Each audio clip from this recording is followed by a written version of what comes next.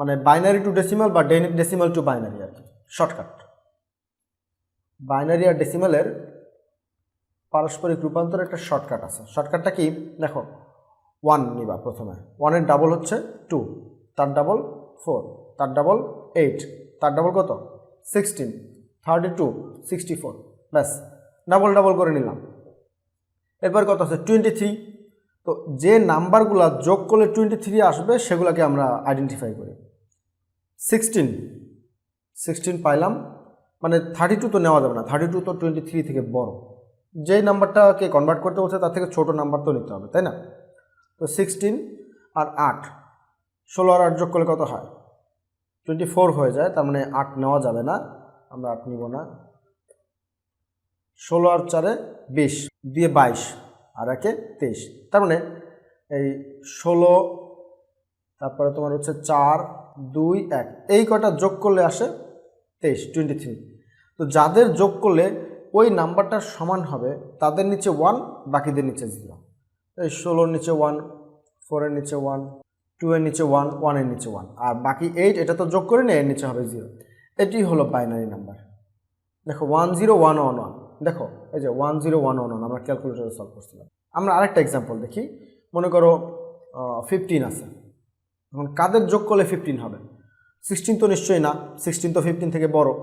8 4 2 1, 8 আর 4 12, 12 আর 2 14 আর 1 15, এই চারটাকে যোগ করলেই তো 15 নাকি? যাদের যোগ করলে 15 নাম্বারটা পাওয়া যাবে তাদের নিচে 1, বাকিদের নিচে 0, তার মানে এইগুলোর নিচে 0। সামনে যদি সবগুলোই 0 হয় আসলে লিখতে হয় না, ঠিক আছে? প্রথম যে 1 সেটা দিয়ে আমরা অ্যান্সারটা শুরু করি সাধারণত। তার মানে 15-এর ইকুইভ্যালেন্ট বাইনারি নাম্বার হচ্ছে 1111, ব্যাস। এরকম আমরা আরও কয়েকটা প্র্যাকটিস করব। ধরো আসলো 27 ডেসিমেলে আছে, তার মানে যে 16 নিতে হবে, তারপরে 8 নিতে হবে, 16 আর 8 যোগ করলে আসবে 24। আমাদের আর কত দরকার? 3 দরকার, তাই তো? 24 আর 2 হচ্ছে 26, আর এই 1 যোগ করলে আসবে 27।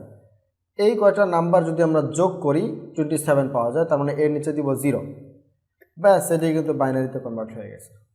আশা করি সবাই বুঝতে পারছো। আবার যদি বলে এই বাইনারি টু ডেসিমাল, তাহলে কি করব? ধরো একটু আগেরটা দিয়ে শুরু করি, 10111, এই যে 1টা, এই 1টা তো আছে সবার ডানে, তাই তো? তো ডান পাশ থেকে বসাবো 1 1 1, তারপরে কত আছে 0 1, ব্যাস। এভাবে নাম্বারটা বসানোর পরে যারা যারা 1 শুধু তাদেরকে যোগ করব। তাহলে 16 নিচে 1 আছে, 4 এর নিচে 1 আছে, 2 এর নিচে 1 আছে, আর 1 এর নিচে 1 আছে, তার মানে 16 4 2 1 এই কটাই যোগ করতে হবে। সমান সমানটা একটু নিচের দিকে দেই, 16 4 2 1, খেয়াল করো 16 4 2 1, এইটা যোগ করলে আসবে তোমার 23, ঠিক আছে? 23, ব্যাস। তারপরে 10111 এর ইকুইভ্যালেন্ট ভ্যালু হচ্ছে 23 ডেসিমেলে। আশা করি এই মেথডটা সবাই বুঝে গেছো। তারপরে যদি না বুঝতে পারো সেটা আমাদের জানাও, আমরা এটা সব বুঝাই দিব আবার।